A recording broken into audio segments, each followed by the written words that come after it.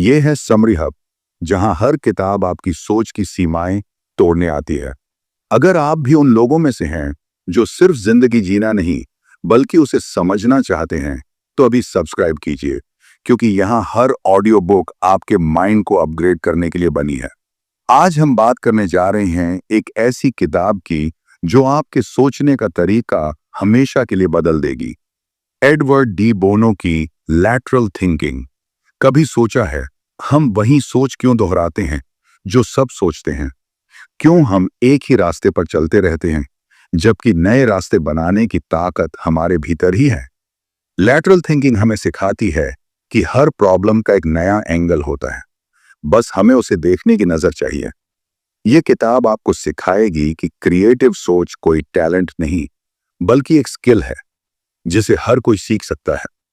यह आपको दिखाएगी कि कैसे अपने पुराने पैटर्न्स को तोड़ें, असम्पशंस को चैलेंज करें और ऐसे आइडियाज पैदा करें जो दुनिया ने पहले कभी नहीं देखे। तो तैयार हो जाइए, क्योंकि अब आपकी सोच लीनियर नहीं रहेगी। वो फ्री होगी, फ्लेक्सिबल होगी और ट्रूली क्रिएटिव होगी। Chapter 1, the way the mind works. आप जानते हैं, इंसान का दिमाग किसी कंप्यूटर जैसा नहीं है। कंप्यूटर में डेटा डालो, प्रोसेस करो, रिजल्ट निकलेगा। लेकिन इंसान का दिमाग ऐसा नहीं चलता। हमारा दिमाग पैटर्न्स में सोचता है। जो कुछ हम बार बार देखते हैं, सुनते हैं या सोचते हैं, वही हमारी सोच की लकीर बन जाती है। धीरे धीरे हम उन्हीं रास्तों पर चलते रहते हैं, क्योंकि दिमाग को वही रास्ते आसान लगते हैं। जरा सोचिए, जब आप किसी नए रास्ते से गुजरते हैं तो शुरुआत में थोड़ा डर लगता है, ध्यान ज्यादा रहता है और हर चीज नई लगती है। लेकिन कुछ दिन बाद वही रास्ता फेमिलियर हो जाता है। दिमाग अब उसे समझ चुका होता है, तो वो बिना ध्यान लगाए उस पर चलने लगता है। बिल्कुल ऐसा ही होता है हमारी सोच के साथ भी। हमारा माइंड उन्हीं आइडियाज पर चलता है जो बार बार दोहराए गए हैं। पुराने विचारों की आदत पड़ जाती है और फिर नया सोचना मुश्किल लगने लगता है। एडवर्ड डी बोनो कहते हैं, ये कोई गलती नहीं है, ये तो माइंड की नेचर है। माइंड एनर्जी बचाने के लिए शॉर्टकट्स बनाता है। हर बार नई तरह से सोचना बहुत एनर्जी लेता है, इसलिए दिमाग शॉर्टकट्स में जीना पसंद करता है। लेकिन असली क्रिएटिविटी, असली इनोवेशन तब जन्म लेती है जब हम इन शॉर्टकट से बाहर निकलते हैं। जब हम उन पुराने पैटर्न्स को तोड़ने की हिम्मत करते हैं जो सालों से हमें एक ही जगह रोके हुए हैं। इमेजिन कीजिए, एक फील्ड में लोग चलते चलते एक पगडंडी बना लेते हैं। हर कोई उसी रास्ते पर चलता है क्योंकि वो साफ और सीधा दिखता है। लेकिन क्या आपने कभी सोचा कि शायद उसके बगल से एक नया रास्ता हो सकता है, जो छोटा हो, सुंदर हो या बेहतर नजारा दिखाता हो? लैटरल थिंकिंग वही करता है। वो उस पगडंडी के बाहर का रास्ता दिखाता है। वो आपको सिखाता है कि हर चीज को सीधी लाइन में मत देखो। कभी कभी थोड़ा तिरछा, थोड़ा अलग एंगल से देखना जरूरी होता है। माइंड हमेशा पैटर्न्स में सोचता है क्योंकि वो इंफॉर्मेशन को ऑर्गेनाइज करना चाहता है। जैसे पजल पीसेस होते हैं, माइंड कोशिश करता है कि सब टुकड़े अपनी जगह फिट कर दे। लेकिन प्रॉब्लम यह है कि अगर कोई नया टुकड़ा आता है जो पुराने पैटर्न में फिट नहीं होता, तो माइंड उसे रिजेक्ट कर देता है। हम कहते हैं, नहीं, ये आइडिया प्रैक्टिकल नहीं है या ऐसा कभी काम नहीं करेगा। असल में वो आइडिया गलत नहीं होता, बस वो हमारे पुराने पैटर्न से मेल नहीं खाता। डी बोनो का कहना है कि क्रिएटिविटी का मतलब सिर्फ कुछ नया सोचना नहीं है, बल्कि पुराने पैटर्न्स को तोड़ना है। क्योंकि जब तक वो पैटर्न टूटेगा नहीं, तब तक नई डायरेक्शन पॉसिबल ही नहीं है। अब सोचिए, जब एडिसन ने बल्ब बनाया था तो कितनों ने कहा होगा, मूर्खता है ये। जब राइट ब्रदर्स ने कहा कि इंसान उड़ सकता है, लोग हंस पड़े थे, क्योंकि लोगों के दिमाग में एक ही पैटर्न था, इंसान जमीन पर चलता है, उड़ना सिर्फ पक्षियों का काम है। लेकिन उन्होंने वही किया जो बाकी नहीं कर पाए, उन्होंने साइडवेज सोचा। उन्होंने लाइन से हटकर लैटरल थिंकिंग से दुनिया बदली। माइंड की एक खास बात और है, वो सिर्फ वो चीजें देखता है जो उसके फिल्टर में फिट होती हैं। अगर आप किसी दिन गाड़ी खरीदने का सोचते हैं, तो अचानक आपको सड़क पर वही गाड़ी बार बार दिखने लगती है। क्या गाड़ियां वहां बढ़ गई? नहीं, बस आपका माइंड अब उस इंफॉर्मेशन को नोटिस कर रहा है जो पहले इग्नोर कर रहा था। यानी आपका परसेप्शन बदलते ही आपकी दुनिया बदल जाती है। डिबोनो यही समझाना चाहते हैं कि हमारा माइंड इंफॉर्मेशन का कलेक्टर नहीं है, वो एक पैटर्न मेकर है। वो हर नए अनुभव को किसी पुराने अनुभव से जोड़ने की कोशिश करता है। इसलिए हम कई बार वही मिस्टेक दोहराते हैं, वही सोच बार बार रिपीट करते हैं और वही रिजल्ट्स पाते हैं, क्योंकि हमने अपने सोचने के पैटर्न को कभी क्वेश्चन ही नहीं किया। अब एक सवाल सोचिए, अगर हम वही सोचते रहेंगे जो हमेशा सोचते आए हैं, तो क्या हम कुछ नया पा सकते हैं? नहीं। अगर हमें कुछ नया चाहिए तो सोचने का तरीका नया करना होगा। यही है लैटरल थिंकिंग का एसेंस। स्ट्रेट लाइन छोड़कर थोड़ा घुमावदार रास्ता लेना, वही रास्ता जो पहले किसी ने नहीं लिया। माइंड को ट्रेन करना पड़ता है कि वो हर बार same logic, same reason, same path follow ना करे हो। कभी कभी बिना किसी लॉजिक के भी सोचना जरूरी है, क्योंकि क्रिएटिविटी का पहला कदम होता है ए लॉजिकल इमेजिनेशन, और बाद में लॉजिक उस इमेजिनेशन को स्ट्रक्चर देता है। इसलिए जो लोग पहले से ही लॉजिक में फंसे रहते हैं वो कभी ट्रूली क्रिएटिव नहीं बन पाते। डिबोनो का कहना है, माइंड को समझो तो क्रिएटिविटी को अनलॉक करना आसान है। माइंड एक सेल्फ ऑर्गेनाइजिंग सिस्टम है। वो कैओस से ऑर्डर बनाता है, लेकिन अगर उसे नए इनपुट न मिले तो वो पुराना ऑर्डर ही रिपीट करता रहेगा। इसलिए कभी कभी हमें जानबूझकर केओस क्रिएट करना चाहिए, जैसे नए सवाल पूछना, बेवकूफी लगने वाले आइडिया सोचना या किसी प्रॉब्लम को उल्टा देखने की कोशिश करना। यही तरीका है माइंड को जागृत करने का। अब खुद से पूछिए, आपका दिमाग रोज किस तरह सोचता है? क्या आप हर चीज को पुराने तरीके से देखते हैं, या कभी खुद से कहते हैं चलो इसे एक अलग एंगल से सोचते हैं? क्योंकि हर बार जब आप ऐसा करते हैं, आप अपने दिमाग में एक नया रास्ता बनाते हैं, एक नया कनेक्शन, एक नया पैटर्न, और यही नया पैटर्न आपकी क्रिएटिविटी की चाबी है। तो अगली बार जब कोई प्रॉब्लम आए तो उसे सॉल्व करने की जल्दी मत कीजिए। पहले उसे ऑब्जर्व कीजिए, उसके बारे में अलग अलग सवाल पूछिए। कभी उससे उल्टा सवाल कीजिए, अगर मैं इस प्रॉब्लम को बढ़ाना चाहूं तो कैसे बढ़ाऊं? आपको यकीन नहीं होगा, लेकिन कई बार सॉल्यूशन उसी उल्टी सोच में छिपा होता है। माइंड को आप डायरेक्शन देते हैं, वो खुद रास्ता नहीं चुनता। अगर आप उसे वही सोचने की आदत देंगे जो सब सोचते हैं, तो आपको वही रिजल्ट्स मिलेंगे जो सबको मिलते हैं। लेकिन अगर आप उसे अलग डायरेक्शन देंगे तो वो नए पैटर्न्स बनाएगा, नए सॉल्यूशंस पैदा करेगा, और एक दिन लोग कहेंगे ये कैसे सोच लिया आपने? एडवर्ड डिबोनो यही कहना चाहते हैं, क्रिएटिविटी कोई टैलेंट नहीं है, बल्कि एक ट्रेनेबल स्किल है। हर इंसान अपने माइंड को लैटरल थिंकिंग के लिए ट्रेन कर सकता है। बस शर्त यह है कि आप अपने पुराने सोच के पैटर्न्स को पहचानें और उनसे बाहर निकलने की हिम्मत करें। माइंड एक अद्भुत मशीन है, वो हर चीज को मीनिंग देने में लगा रहता है, लेकिन अगर आप उसे कभी मीनिंग के बिना सोचने दें तो शायद वो कुछ ऐसा खोज ले जिसका मीनिंग पूरी दुनिया बदल दे। Chapter 2, difference between lateral and vertical thinking. आप जानते हैं, हम में से ज्यादातर लोग सिर्फ एक ही तरह से सोचते हैं, सीधी लाइन में, स्टेप बाय स्टेप, लॉजिक से, रीजन से, प्रूफ से। हमारा माइंड एक लैडर पर चढ़ने जैसा सोचता है, पहला स्टेप, फिर दूसरा, फिर तीसरा। हर कदम पिछले कदम पर टिका होता है। इसे ही कहते हैं वर्टिकल थिंकिंग। वर्टिकल थिंकिंग में हर विचार पिछले विचार से जुड़ा होता है। अगर बीच में कुछ गलत हो गया तो पूरी सीढ़ी हिल जाती है। इस सोच में डायरेक्शन बहुत स्ट्रांग होती है, लेकिन फ्लेक्सिबिलिटी बहुत कम। हम लॉजिक में फंस जाते हैं और हर सवाल का जवाब उसी पुराने पैटर्न से ढूंढते हैं। अब सोचिए, अगर आप हमेशा एक ही रास्ते से ऑफिस जाते हैं तो आप उसी ट्रैफिक, उसी सिग्नल और उसी भीड़ में फंसते रहेंगे। लेकिन अगर किसी दिन आप तय करें कि आज मैं दूसरी गली से जाऊंगा, तो शायद आपको कोई नया, आसान और सुंदर रास्ता मिल जाए।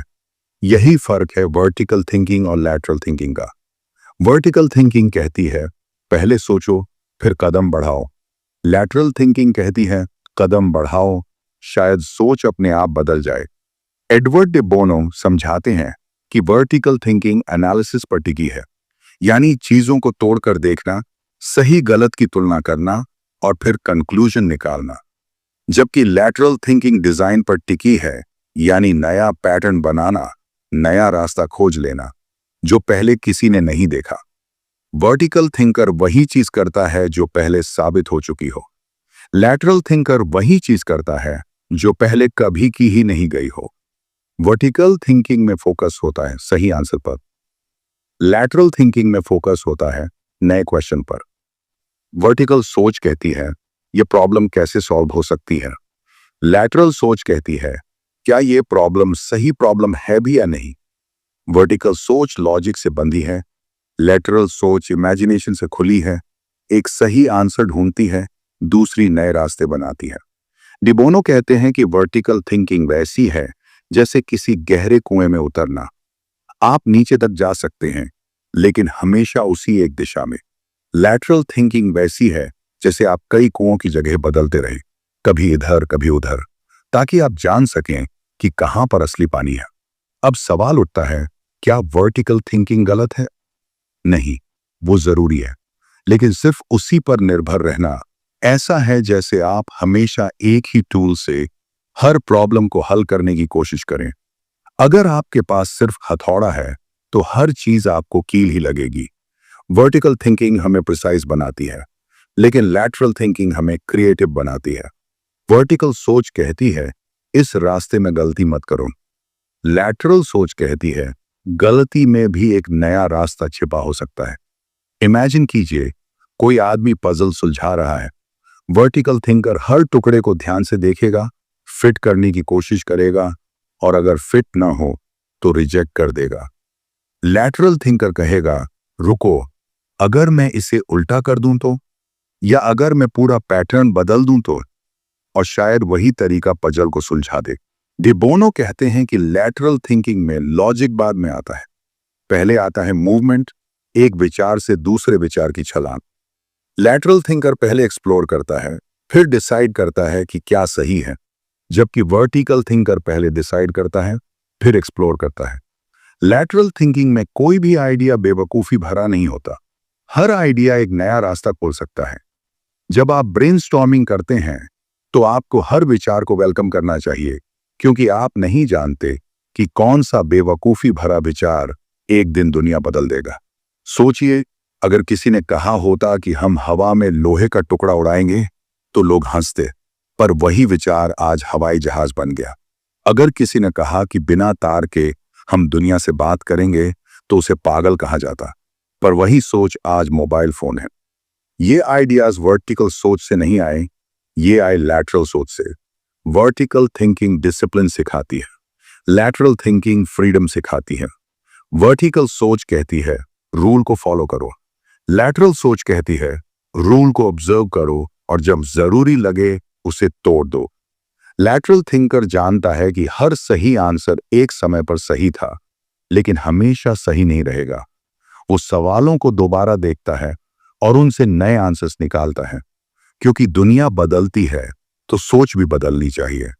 अब अगर आप किसी प्रॉब्लम को देख रहे हैं और तुरंत ही लॉजिकल आंसर सोचने लगते हैं, तो जरा रुकिए, अपने माइंड से कहिए चलो कुछ बेवकूफी सोचते हैं, क्योंकि क्रिएटिविटी वहीं से जन्म लेती है जहां लोग गलत सोचने की हिम्मत करते हैं। डी बोनो कहते हैं लैटरल थिंकिंग सीखना मतलब सोचने का नया तरीका सीखना।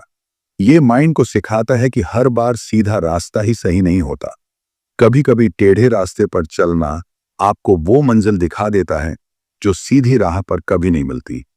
तो अगली बार जब आप किसी समस्या में फंसे हों तो खुद से पूछिए क्या मैं वर्टिकल सोच रहा हूं या लैटरल, क्योंकि दोनों में फर्क यही है, एक आपको पुराना जवाब देगा, दूसरा आपको नया रास्ता दिखाएगा। वर्टिकल थिंकिंग दुनिया को वैसी रखती है जैसी वो है, लैटरल थिंकिंग दुनिया को वैसी बनाती है जैसी वो हो सकती है।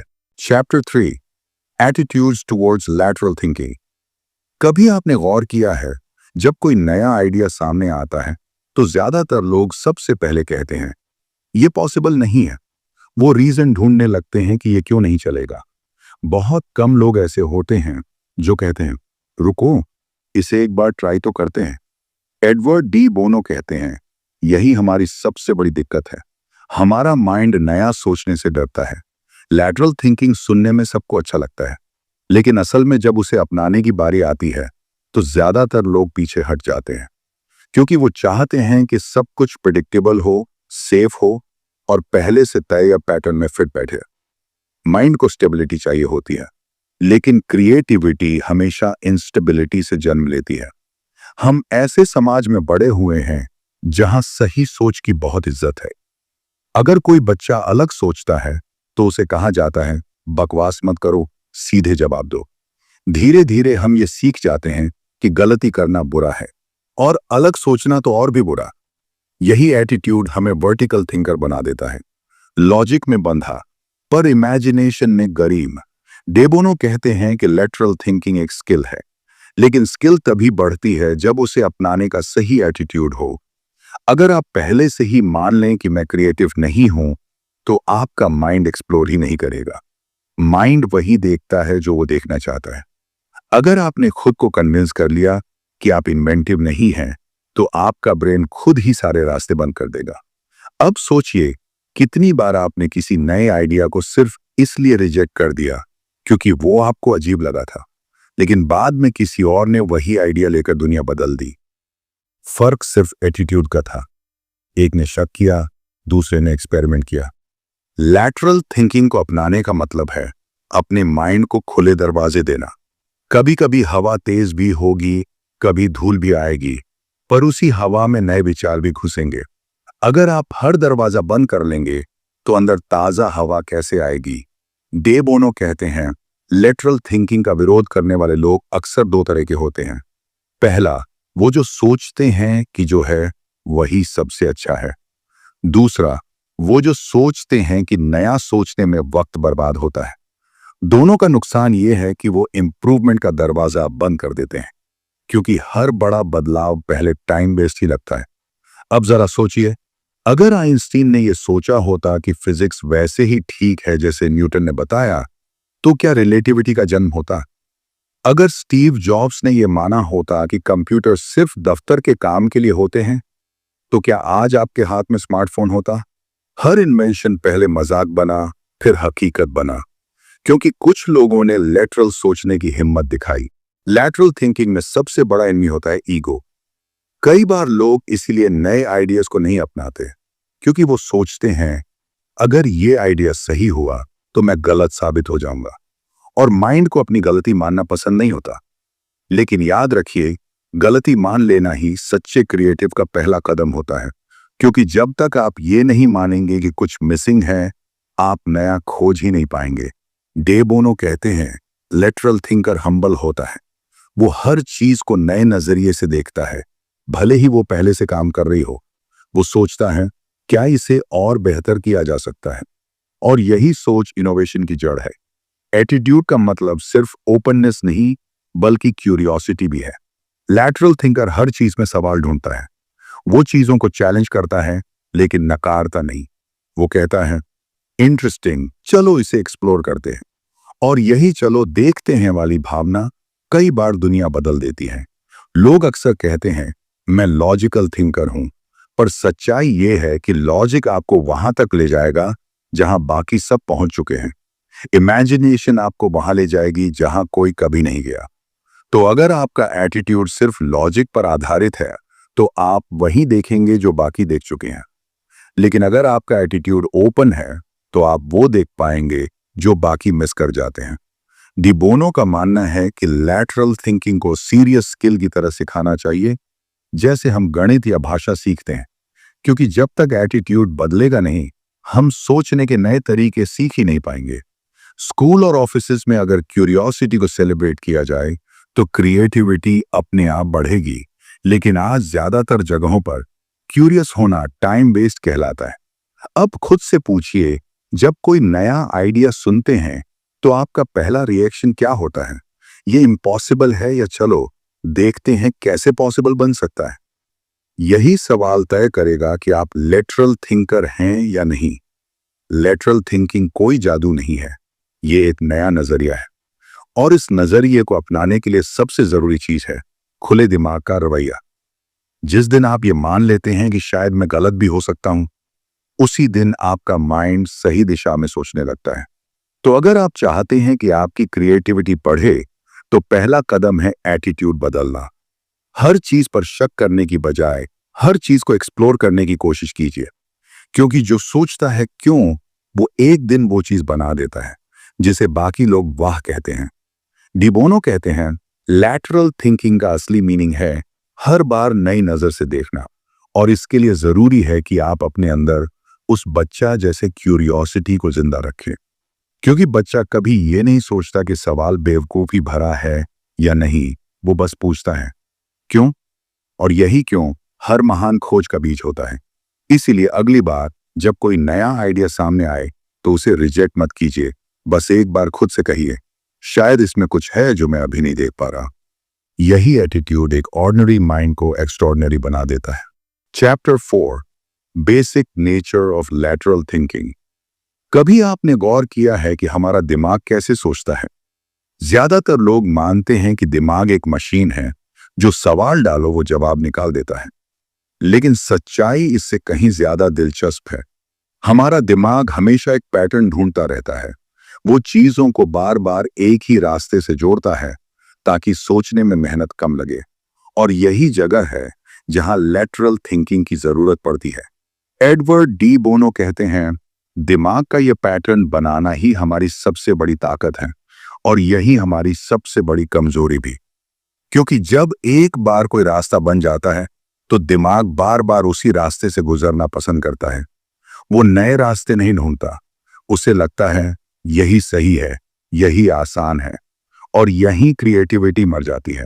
वर्टिकल थिंकिंग यानी सीधी रेखा में चलने वाली सोच, एक कदम दूसरे के बाद नियम के हिसाब से एक ही दिशा में आगे बढ़ना।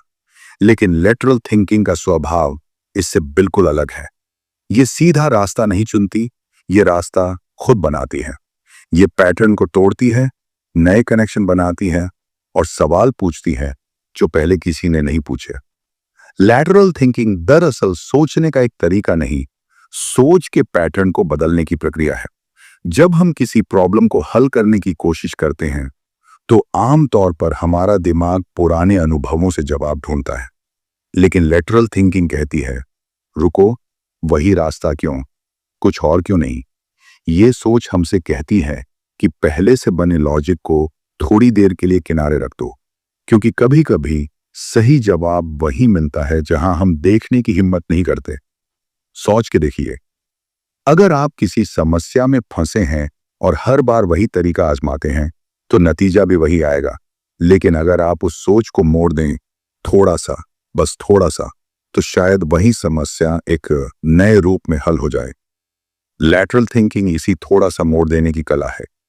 डे बोनो कहते हैं कि हमारा दिमाग एक सेल्फ ऑर्गेनाइजिंग सिस्टम है। इसका मतलब है कि वो खुद ही पैटर्न्स बनाता है। वो जानबूझकर नहीं करता, लेकिन उसकी प्रकृति ही ऐसी है। हर नया अनुभव एक पुराने पैटर्न से जुड़ जाता है, और समय के साथ वो इतना मजबूत हो जाता है कि हम वही सोच बार बार दोहराते हैं। यानी हम नहीं सोचते, हमारा पैटर्न सोचता है। लैटरल थिंकिंग का काम है इन पैटर्न्स को हिलाना, उन्हें चैलेंज करना, कभी कभी गलत दिशा में सोचने के लिए तैयार रहना। क्योंकि जब आप जानबूझकर गलत सोचते हैं, तभी सही रास्ता कभी कभी साफ दिखने लगता है। डे बोनो से प्रोवोकेशन कहते हैं, सोच को प्रोवोक करना, क्योंकि बिना प्रोवोक किए दिमाग अपने आरामदायक पैटर्न से बाहर नहीं निकलता। लैटरल थिंकिंग का एक बेसिक नेचर है, ये डिलिबरेट होती है। मतलब इसे आप कंट्रोल कर सकते हैं। ये इंस्पिरेशन या लक पर डिपेंड नहीं करती। ये कोई मोमेंट्री ब्रिलियंस नहीं है। ये एक ट्रेनड स्किल है जिसे कोई भी इंसान प्रैक्टिस से सीख सकता है। क्रिएटिव लोग जन्म से अलग नहीं होते, वो बस अपने दिमाग को अलग तरह से चलाना जानते हैं। वो सोच को लाइन से निकालकर कर्व बना देते हैं। वो सवाल पूछते हैं जो बाकी लोग पूछने से डरते हैं, और जब कोई पैटर्न उन्हें रोकता है, तो वो उसे तोड़ देते हैं ताकि नया पैटर्न बन सके। डी बोनो ये भी कहते हैं कि लैटरल थिंकिंग अगेंस्ट लॉजिक नहीं है, बल्कि बियॉन्ड लॉजिक है। ये लॉजिक का विरोध नहीं करती, ये उसे एक्सपैंड करती है। लॉजिक हमें बताता है कि क्या सही है, पर लैटरल थिंकिंग पूछती है, और क्या हो सकता है। ये इमेजिनेशन नहीं बल्कि कंस्ट्रक्टिव डेविएशन है, एक ऐसा मोड जो सोच को सीमित नहीं करता बल्कि खोल देता है। कभी आपने देखा होगा, बच्चे किसी चीज को अलग तरह से इस्तेमाल कर लेते हैं, कागज की बोट को टोपी बना लेते हैं या डिब्बे को गाड़ी। वो ऐसा इसीलिए कर पाते हैं क्योंकि उनके पैटर्न्स अभी फिक्स नहीं हुए हैं, उनका माइंड अभी खुला है। लेटरल थिंकिंग यही ओपननेस वापस लाने की कोशिश है। बड़े होते होते हम रिजिड हो जाते हैं, लेकिन क्रिएटिव होने के लिए फिर से फ्लेक्सिबल बनना पड़ता है। लैटरल थिंकिंग का सबसे प्यारा हिस्सा ये है, ये कोई गिफ्ट नहीं है, ये एक हैबिट है। हर बार जब आप किसी चीज को नए नजरिए से देखते हैं, हर बार जब आप सोचते हैं क्या इसे किसी और तरह से किया जा सकता है, तब आप लैटरल थिंकिंग की प्रैक्टिस कर रहे होते हैं। और सबसे बड़ी बात, ये प्रोसेस मजेदार है, क्योंकि जब आप अपनी सोच को ट्विस्ट करते हैं तो माइंड में क्यूरियोसिटी जागती है, एक्साइटमेंट बढ़ती है, वो एक खोज बन जाती है, जैसे आप किसी छिपे खजाने को ढूंढ रहे हो। डी बोनो कहते हैं, the purpose of thinking is not to be right but to be effective. मतलब सोचने का असली मकसद सही होना नहीं बल्कि कुछ नया हासिल करना है। क्योंकि अगर आपकी सोच हमेशा सही रही तो इसका मतलब है आपने कभी कुछ नया ट्राई ही नहीं किया। इसलिए लैटरल थिंकिंग हमें सिखाती है, गलतियां करना भी एक सोचने की प्रक्रिया है। हर बार जब आप गलती करते हैं, आपका माइंड एक नया रास्ता बनाना सीखता है। तो अगली बार जब आप किसी समस्या से टकराएं, तो खुद से पूछिए, क्या मैं वही पुराना रास्ता चल रहा हूं या कुछ नया कोशिश कर रहा हूं? क्योंकि फर्क यहीं से शुरू होता है। सफल लोग वही हैं जिन्होंने सोचने की दिशा बदल दी, बाकी सब वही कर रहे हैं जो हमेशा से करते आए हैं।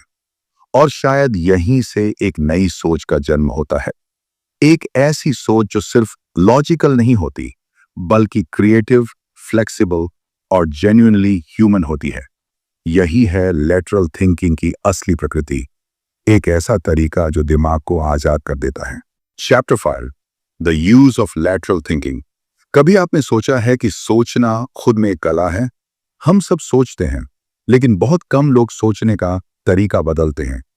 अक्सर हम मान लेते हैं कि हमारा सोचने का तरीका ही सही है, लेकिन एडवर्ड डी बोनो कहते हैं, अगर आप अपनी सोच को नहीं बदलते तो आप वही गलतियां बार बार दोहराते रहेंगे। यहीं पर लैटरल थिंकिंग की असली जरूरत सामने आती है। लैटरल थिंकिंग सिर्फ नए आइडियाज बनाने का तरीका नहीं है, बल्कि ये उस सोच को हिलाने की प्रक्रिया है जो जड़ हो चुकी है। डी बोनो कहते हैं, जब हम किसी प्रॉब्लम के बारे में सोचते हैं तो हम हमेशा अपने पुराने एक्सपीरियंस और नॉलेज का इस्तेमाल करते हैं। हमारे दिमाग में पहले से बने पैटर्न्स हमें गाइड करते हैं, लेकिन यही पैटर्न्स हमें सीमित भी कर देते हैं। और लैटरल थिंकिंग का इस्तेमाल इन्हीं सीमाओं को तोड़ने के लिए किया जाता है। सोच के देखिए, हर बार जब आप किसी मुश्किल में फंसते हैं तो दिमाग तुरंत पुराने एग्जाम्पल्स याद करता है। वो सोचता है, पिछली बार ये कैसे सॉल्व हुआ था? पर लैटरल थिंकिंग कहती है, चलो इस बार कुछ अलग करते हैं, कुछ ऐसा जो पहले कभी नहीं हुआ। लैटरल थिंकिंग का इस्तेमाल किसी मैजिक की तरह नहीं किया जाता। ये कोई इंस्टेंट सॉल्यूशन नहीं देता। ये तो एक तरीका है, एक अप्रोच है जो दिमाग को सोचने से पहले देखने सिखाता है।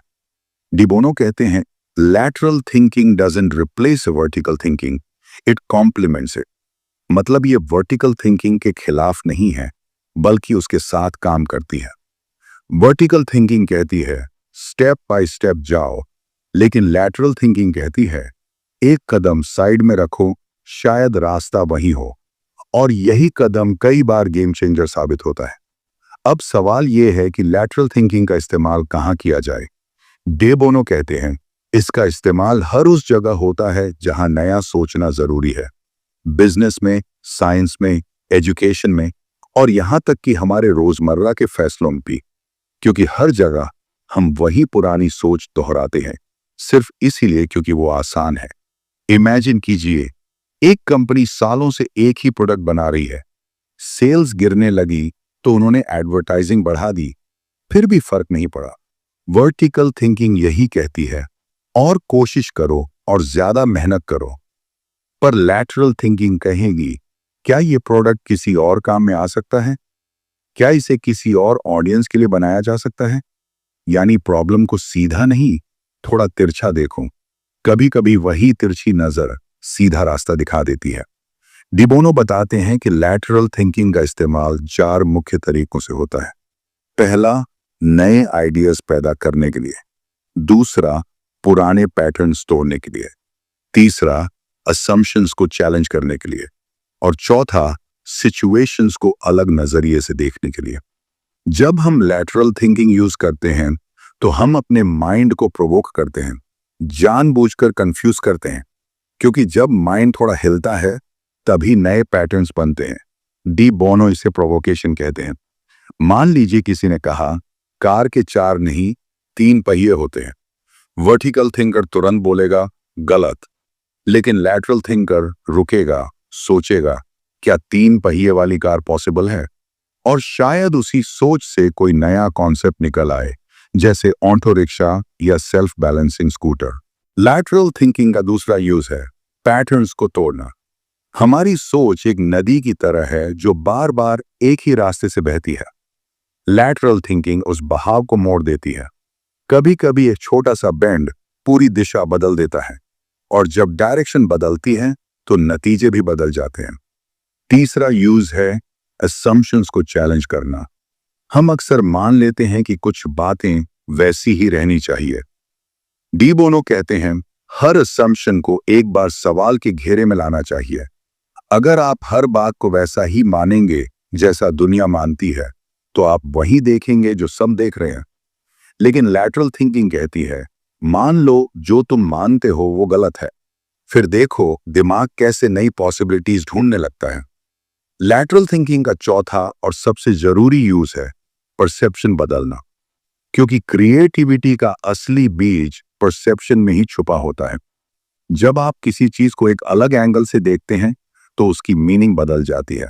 डिबोनो कहते हैं हम जो देखते हैं वो दुनिया नहीं होती, वो हमारी परसेप्शन होती है।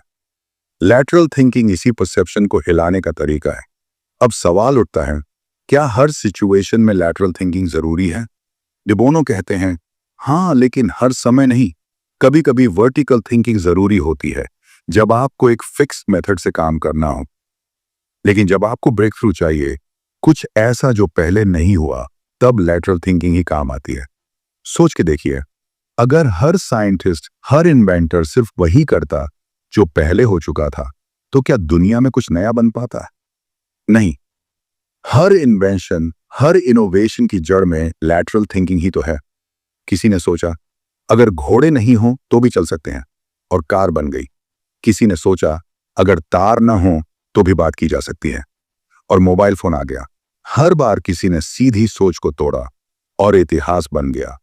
डी बोनो मानते हैं कि लैटरल थिंकिंग का इस्तेमाल सिर्फ बड़ी डिस्कवरीज के लिए नहीं, बल्कि छोटी छोटी समस्याओं के लिए भी उतना ही जरूरी है।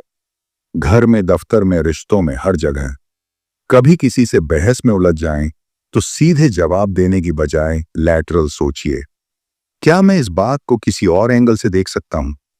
शायद गुस्सा कम हो और सॉल्यूशन जल्दी मिले।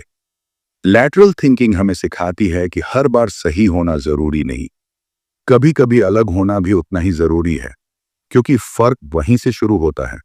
डी बोनो कहते हैं being right is logical but being creative is powerful, और यही पावर लैटरल थिंकिंग हमें देती है, अपने दिमाग की सीमाओं को बढ़ाने की शक्ति। इस सोच का इस्तेमाल जब आप करना सीख जाते हैं तो आप दुनिया को वैसे नहीं देखते जैसे बाकी लोग देखते हैं। आप हर समस्या में एक नया मौका देखते हैं, हर गलती में एक नई दिशा देखते हैं, और हर असंभव चीज में एक छिपी संभावना। यही है लैटरल थिंकिंग का असली यूज, नया देखने की, नया सोचने की और नया बनाने की क्षमता। क्योंकि जो दिमाग रास्ता नहीं ढूंढ पाता, उसे रास्ता बदलना पड़ता है, और शायद वहीं से सबसे खूबसूरत खोज शुरू होती है। Chapter 6 techniques. हम सोचते हैं कि प्रॉब्लम सॉल्विंग का मतलब है सही आंसर तक पहुंचना, लेकिन एडवर्ड डे बोनो कहते हैं अगर आप सही आंसर तक सिर्फ सीधी सोच से जाएंगे तो आप कभी ब्रेक थ्रू सॉल्यूशंस नहीं पाएंगे। यही लैटरल थिंकिंग की टेक्निक्स काम आती हैं। ये टेक्निक्स हमारे दिमाग को हलचल देती हैं, उसे नए रास्ते दिखाती हैं, सबसे पहले बात करते हैं प्रोवोकेशन टेक्निक की। प्रोवोकेशन का मतलब है जानबूझकर दिमाग को झकझोरना। कभी कभी हम अपने खुद के असम्पशंस में फंस जाते हैं। प्रोवोकेशन कहती है उन्हें चैलेंज करो। मान लीजिए किसी ने कहा बिजनेस हमेशा प्रॉफिट के लिए होता है। प्रोवोकेशन कहेगी क्या बिजनेस सिर्फ प्रॉफिट के लिए हो सकता है? एक सवाल जो दिमाग को हिला देता है और यही नया आइडिया पैदा करता है। इसके बाद आती है रैंडम एंट्री टेक्निक। हमारे दिमाग का पैटर्न अक्सर प्रिडिक्टेबल होता है। रैंडम एंट्री का मतलब है किसी भी रैंडम वर्ड या ऑब्जेक्ट को प्रॉब्लम से जोड़ना। मान लीजिए प्रॉब्लम है कैसे प्रोडक्ट की सेल्स बढ़ाई जाए। आप रैंडमली सोचते हैं एप्पल। अब सवाल एप्पल के कॉन्सेप्ट से हमारी सेल्स कैसे बढ़ सकती है। यह अजीब लगे लेकिन यही लैटरल थिंकिंग है। कभी कभी रैंडम कॉम्बिनेशन से नया सॉल्यूशन निकल आता है। तीसरी टेक्निक है चैलेंज टेक्निक। हम मान लेते हैं कि कुछ चीजें वैसे ही रहेंगी जैसे हैं। चैलेंज टेक्निक कहती है नहीं, सब कुछ क्वेश्चन करो। क्यों कोई प्रोडक्ट इस तरह बनाया गया? क्यों कोई नियम इस तरह है? जब आप चैलेंज करना सीख जाते हैं तो आप उन रास्तों को देख पाते हैं जो कभी सामने नहीं आते। चौथी टेक्निक है ऑल्टरनेटिव्स टेक्निक। हमेशा 2 या 3 विकल्प पर फंसना आसान है, लेकिन लैटरल थिंकिंग कहती है अनलिमिटेड ऑल्टरनेटिव सोचो। कभी कभी जो तीसरा या चौथा विकल्प है वही प्रॉब्लम का सही हल होता है। पांचवी टेक्निक है कॉन्सेप्ट एक्सट्रैक्शन टेक्निक। किसी चीज के पीछे छुपे प्रिंसिपल्स को पहचानो। अगर आप सिर्फ सरफेस देखते रहेंगे तो सॉल्यूशन भी सरफेस लेवल का होगा, लेकिन अगर आप कॉन्सेप्ट निकालते हैं तो आप उसे किसी और प्रॉब्लम में भी इस्तेमाल कर सकते हैं। डी बोनो कहते हैं कि ये टेक्निक्स सिर्फ अलग सोचने के लिए नहीं है, ये स्ट्रक्चर्ड तरीके हैं जो आपके माइंड को फ्लेक्सिबल बनाते हैं। और जब माइंड फ्लेक्सिबल होता है तो सॉल्यूशंस भी क्रिएटिव और पावरफुल होते हैं। अब ध्यान दीजिए, टेक्निक्स का मतलब यह नहीं कि आप केओस में खो जाए। ये सिस्टमैटिक तरीके हैं, लेकिन आपके क्रिएटिविटी को अनलीश करते हैं। Provocation, random entry, challenge, alternatives, concept extraction, हर टेक्निक का अपना रोल है और सही सिचुएशन में इस्तेमाल होने पर यह रिजल्ट्स बदल देती है। सोचिए अगर हर ऑर्गेनाइजेशन इन टेक्निक्स का इस्तेमाल करे, कितने नए प्रोडक्ट्स आएंगे, कितनी नई सर्विसेज बनेंगी। अगर हर स्टूडेंट इन टेक्निक्स को अपनाए, कितनी इनोवेटिव रिसर्च और आइडियाज जन्म लेंगे। और अगर हर इंसान अपने रोजमर्रा के प्रॉब्लम्स में इन टेक्निक्स का इस्तेमाल करे तो छोटे छोटे जीवन के फैसले भी ज्यादा क्रिएटिव और इफेक्टिव बनेंगे। डी बोनो यह भी कहते हैं कि टेक्निक्स का अभ्यास जरूरी है। शुरुआत में ये अजीब लग सकती है। आपका दिमाग सोचेगा ये क्या कर रहा हूं, लेकिन धीरे धीरे ये हैबिट्स बन जाती हैं और एक दिन आप पाएंगे कि बिना सोचे ही आप लैटरल थिंकिंग अप्लाई कर रहे हैं। सबसे महत्वपूर्ण बात, टेक्निक्स को कंबाइन करो। प्रोवोकेशन और रैंडम एंट्री एक साथ यूज कर सकते हैं। चैलेंज और ऑल्टरनेटिव्स को मिक्स कर सकते हैं। जब टेक्निक्स मिलती हैं तो नए आइडियाज एक्सप्लोर करने लगते हैं। याद रखिए, लैटरल थिंकिंग टेक्निक्स का असली मकसद है ओल्ड पैटर्न्स को तोड़ना, नए पर्सपेक्टिव्स लाना और क्रिएटिविटी को बूस्ट करना। डी बोनो कहते हैं टेक्निक्स हैं टूल, नहीं आंसर। इसका मतलब है ये सिर्फ रास्ता दिखाती है, सॉल्यूशन आपको खुद खोजना है। जब आप टेक्निक सीख जाते हैं तो कोई भी प्रॉब्लम रुकावट नहीं बनती। आप हर सिचुएशन को डिफरेंटली देख सकते हैं। आप हर चैलेंज में अपॉर्चुनिटीज खोज सकते हैं और यही पावर है लैटरल थिंकिंग टेक्निक्स की। दिमाग को अनलॉक करना, उसे लिमिटेशन से बाहर निकालना। तो आज से सोचिए, प्रैक्टिस कीजिए और इन टेक्निक्स को अपनी डेली थिंकिंग में शामिल कीजिए।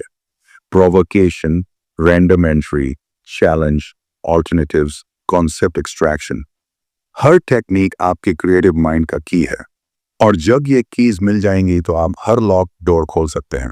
Chapter 7, the generation of alternatives. सोचिए अगर हम हर प्रॉब्लम को सिर्फ पहले विकल्प से हल करने की कोशिश करें, हमारा दिमाग तुरंत फेमिलियर सॉल्यूशंस की तरफ चला जाता है। लेकिन एडवर्ड डी बोनो कहते हैं यही हमारी क्रिएटिविटी का सबसे बड़ा एनिमी है। ओल्ड पैटर्न्स में फंसना आसान है, लेकिन यही प्रॉब्लम को सीमित कर देता है।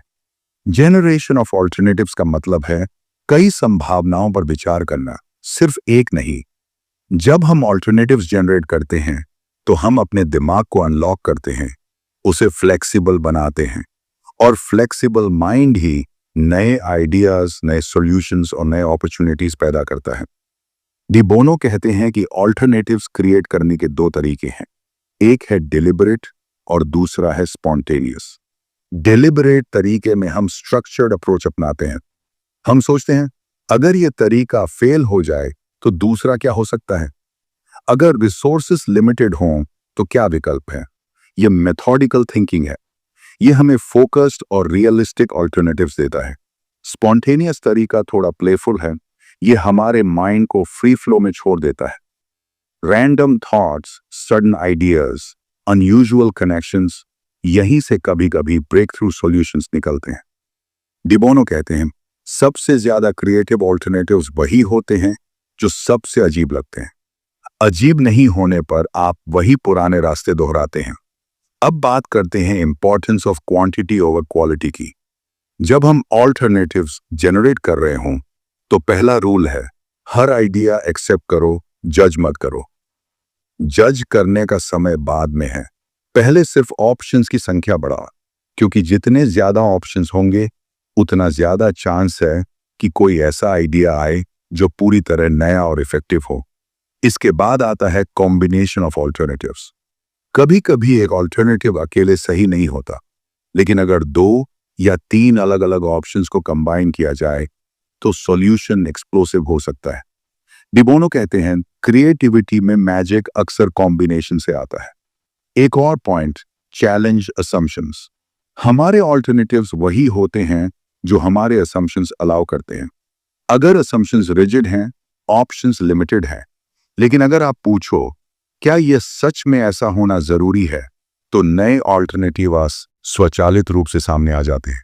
अब एक सिंपल एग्जाम्पल सोचो। मान लो आप एक कंपनी के मैनेजर हो और सेल्स कम हो रही है। पहला अल्टरनेटिव मार्केटिंग कैंपेन बढ़ाना, दूसरा प्राइस कम करना। लेकिन लैटरल थिंकिंग कहती है ये ऑब्वियस सॉल्यूशंस हैं। प्रोवोकेशन और चैलेंज से सोचना, क्या हम प्रोडक्ट को एक सब्सक्रिप्शन सर्विस बना सकते हैं? क्या हम कस्टमर्स को खुद प्रोडक्ट कस्टमाइज करने दे सकते हैं? क्या हम कंपेटिटर्स के साथ कोलैबोरेशन कर सकते हैं? देखा, एक नए पर्सपेक्टिव ने 3 से 4 नए ऑल्टरनेटिव्स जनरेट कर दिए। डे बोनो बताते हैं कि एनवायरनमेंट भी ऑल्टरनेटिव्स जनरेट करने में बड़ा रोल प्ले करता है। जब लोग फ्री एनवायरनमेंट में हों, जज फ्री स्पेस में हों, आइडियाज नेचुरली फ्लो करते हैं। अगर हर जगह क्रिटिसिज्म और प्रेशर हो तो माइंड डिफेंसिव हो जाता है और डिफेंस मोड में ऑल्टरनेटिव्स फेड हो जाते हैं।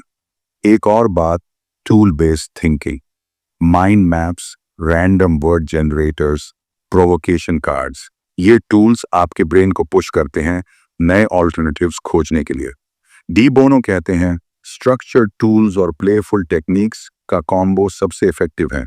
तो स्यूमैडी ये है, अल्टरनेटिव्स जनरेट करना सिर्फ ऑप्शनल एक्सरसाइज नहीं है, ये प्रॉब्लम सॉल्विंग का कोड है।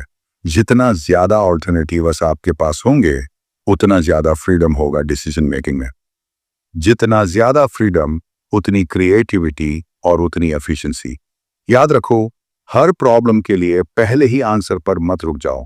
प्ले करो, एक्सप्लोर करो, रैंडम कनेक्शंस बनाओ, जज मत करो, क्वांटिटी बढ़ाओ, कंबाइन करो, असम्पशंस चैलेंज करो, और स्लोली, नेचुरल ही नए पावरफुल ऑल्टरनेटिव्स सामने आने लगेंगे। अगली बार जब कोई चैलेंज आए तो सिर्फ ऑब्वियस सॉल्यूशंस मत सोचो, ऑल्टरनेटिव्स के जनरेशन को अपने रूटीन का हिस्सा बनाओ, क्योंकि वही चीज है जो ऑर्डिनरी प्रॉब्लम को एक्स्ट्राऑर्डिनरी अपॉर्चुनिटी में बदल सकती है। और यही एडवर्ड डी बोनो का सबसे बड़ा मैसेज है। ऑप्शंस को खुला रखो, माइंड को फ्री रखो और क्रिएटिविटी को एक्सप्लोर होने दो। Chapter 8, challenging assumptions. सोचिए अगर आप हर चीज को उसी तरह मानते रहें जैसे सब कहते हैं, हर प्रॉब्लम, हर सिचुएशन, हर रूल, बस उसी फ्रेमवर्क में सोचते रहें। एडवर्ड डी बोनो कहते हैं, यही तरीका क्रिएटिविटी को मार देता है। असम्पशंस चैलेंज करना लैटरल थिंकिंग का कोर है। असम्पशन का मतलब है जो हम सच मानते हैं बिना क्वेश्चन किए, लेकिन अक्सर वही असम्पशंस हमें लिमिट करते हैं। हमारे दिमाग का पहला इंस्टिंक्ट है सेफ और फेमिलियर रूट अपनाना, लेकिन फेमिलियर राउट हमेशा बेस्ट सॉल्यूशन नहीं देता। न्यू आइडियाज तभी आते हैं जब हम असम्पशंस को क्वेश्चन करें। डे बोनो कहते हैं, चैलेंजिंग असम्प्शंस मतलब है डेलिब्रेट क्यूरियोसिटी। हम पूछते हैं, क्या यह सच में जरूरी है? क्या ऐसा होना ही चाहिए? अगर यह उल्टा होता तो क्या होता? ये सिंपल सवाल माइंड को अनलॉक कर देते हैं। एक और तरीका है प्रोवोकेशन। प्रोवोकेशन में हम जानबूझकर अनयूजुअल या कॉन्ट्राडिक्टरी आइडियाज सोचते हैं। जैसे अगर कोई कहे कि ऑफिस में हमेशा फिक्स डेस्क होनी चाहिए, प्रोवोकेशन सोचती है क्या होगा अगर डेस्क्स हट जाएं या लोग खुद चूज करें बैठने की जगह। देखा, एक अनूठा विचार नए विकल्पों को खोल देता है। अब बात करते हैं टाइप्स ऑफ असम्पशंस की। एक, लॉजिकल असम्पशंस जो नॉर्मल रीजनिंग पर बेस्ड हैं। दो, कल्चरल असम्पशंस जो सोसाइटी नॉर्म्स और हैबिट से आते हैं। तीन, साइकोलॉजिकल असम्पशंस जो हमारे पर्सनल बिलीफ्स और फियर्स से आते हैं। लैटरल थिंकिंग कहता है इन सभी असम्पशंस को चैलेंज करना जरूरी है। लॉजिकल असम्पशंस, हम सोचते हैं कुछ ऐसा होना ही चाहिए क्योंकि पास्ट में हुआ, लेकिन क्या पास्ट हर बार फ्यूचर डिक्टेट करता है? कल्चरल असम्पशंस, हम मान लेते हैं कि कुछ रूल्स हमेशा वैलिड हैं, लेकिन चेंज और इनोवेशन तभी पॉसिबल है जब नॉर्म्स को क्वेश्चन करें। साइकोलॉजिकल असम्पशंस, हम खुद को लिमिट करते हैं। हम सोचते हैं मैं ऐसा नहीं कर सकता, मैं केपेबल नहीं हूं। यही बिलीफ क्रिएटिविटी का बिगेस्ट एनिमी है। डे बोनो एक ट्रिक बताते हैं, असम्पशन रिवर्सल। असमूह को उल्टा कर दो, जो नेचुरल लगता है उसे असंभव मानो, और देखो माइंड कितनी आसानी से नए पाथ्स खोजता है। एक एग्जाम्पल सोचो, कंपनी प्रोडक्ट डिलीवरी को सिर्फ ऑफिस घंटे में करती थी। असम्पशन, डिलीवरी सिर्फ 9 से 5 हो सकती है। चैलेंजिंग असम्पशन, क्या होगा अगर डिलीवरी 24 घंटे 7 दिन हो? क्या होगा अगर एआई या रोबोट्स डिलीवरी करें? सॉल्यूशन सडन ही इमर्ज हो जाता है। और सबसे जरूरी, हैबिट बनाओ क्वेश्चनिंग की। डेली डिसीजंस, सिंपल टास्क्स, हर बार खुद से पूछो, क्या यह सच में ऐसा होना चाहिए? क्या मैं अल्टरनेटिव सोच सकता हूं? यह छोटा हैबिट धीरे धीरे माइंड को फ्लेक्सिबल और पावरफुल बना देता है। डे बोनो कहते हैं, जो लोग असम्पशंस चैलेंज नहीं करते वही क्रिएटिव अपॉर्चुनिटीज मिस करते हैं। जो चैलेंज करते हैं वही इनोवेशन और ब्रेक थ्रूज क्रिएट करते हैं।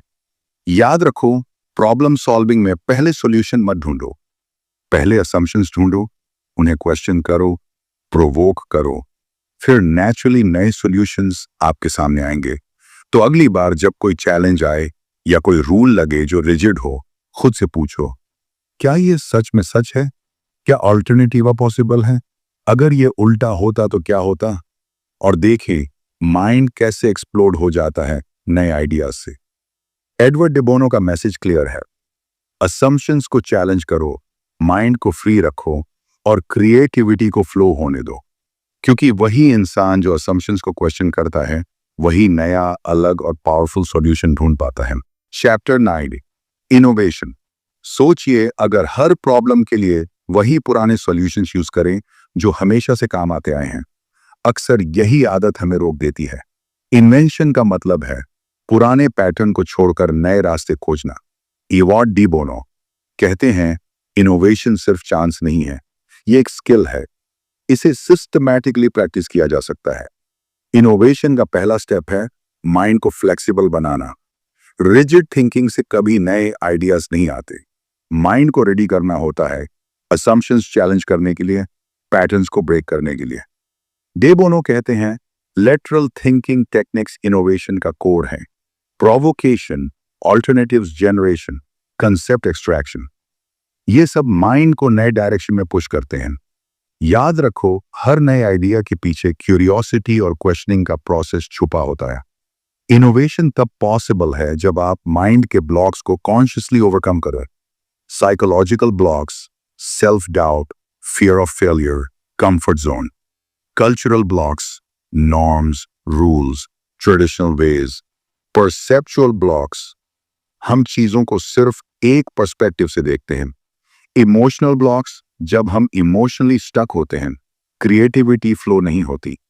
डे बोनो कहते हैं, माइंड को अलग तरह से देखने दो। सेम सिचुएशन में अलग क्वेश्चंस पूछो, सेम प्रॉब्लम के लिए अलग अप्रोच अपनाओ। स्मॉल डेलिब्रेट प्रोवोकेशन क्रिएट करो। एक आसान एग्जाम्पल सोचो, अगर ऑफिस में सिर्फ ओल्ड सॉफ्टवेयर यूज हो रहा है, असम्पशन नया सॉफ्टवेयर महंगा और जोखिम भरा है। प्रोवोकेशन, क्या होगा अगर हम सॉफ्टवेयर बदल दें, alternative cloud based system use करें। रिजल्ट, प्रोडक्टिविटी बढ़ी, एरर्स कम हुए। बस इतना सिंपल प्रोसेस, इनोवेशन स्टार्ट हो गया। डे बोनो कहते हैं, पैटर्न ब्रेकिंग सबसे पावरफुल टूल है। हम जो ऑटोमेटिक सोचते हैं वही हमें ट्रैप में रखता है। लैटरल थिंकिंग में हम कॉन्शियस एफर्ट करते हैं कि माइंड ऑटोमेटिक पैटर्न से बाहर आए।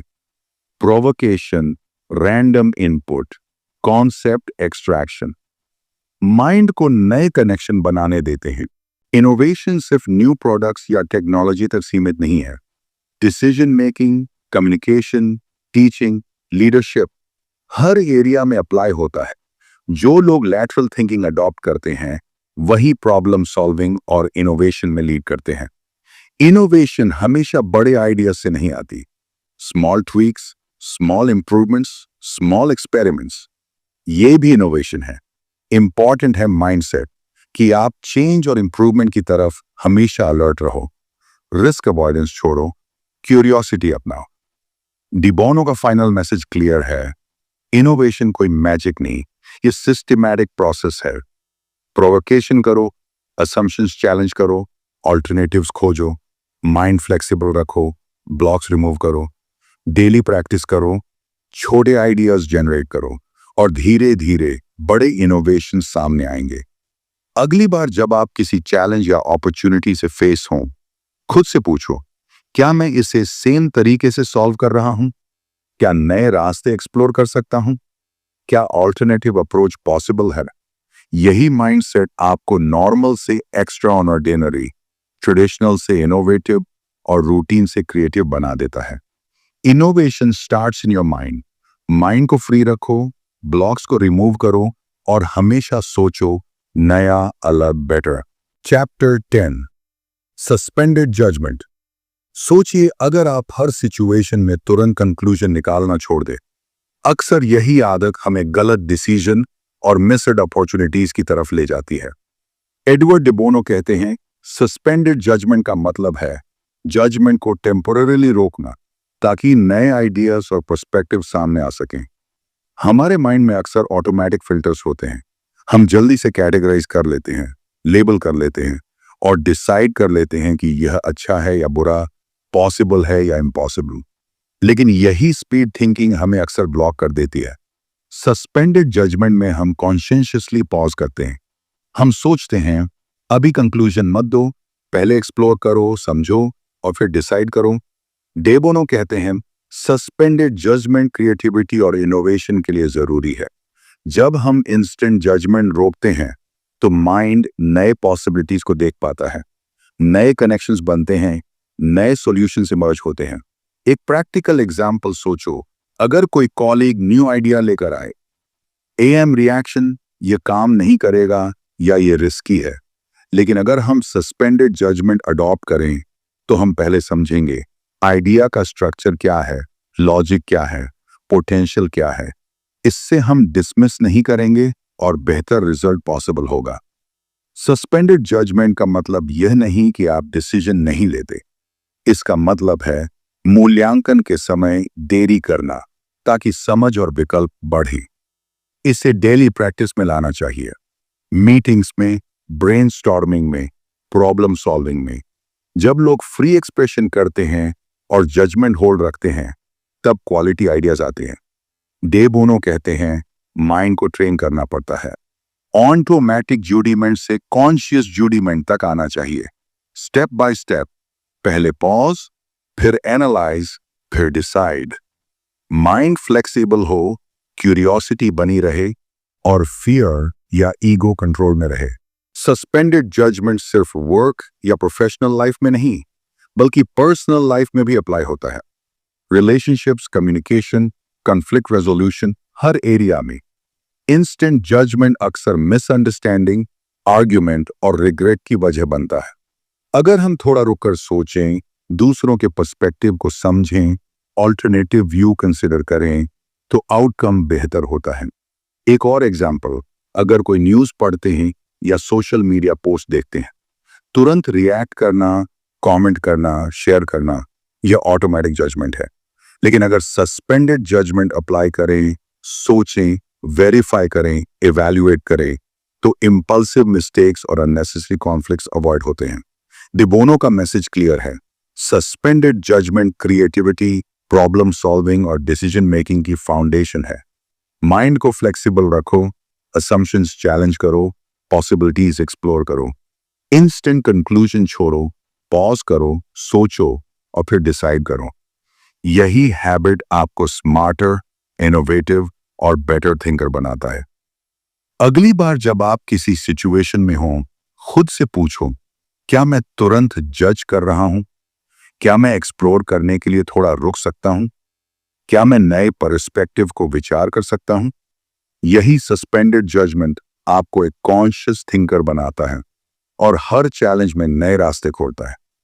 सस्पेंडेड जजमेंट एक स्किल है जिसे प्रैक्टिस और अवेयरनेस से स्ट्रेंथन किया जा सकता है। माइंड को खुला रखो, असम्पशंस को टेम्परली होल्ड करो और पॉसिबिलिटीज को फ्रीली फ्लो होने दो।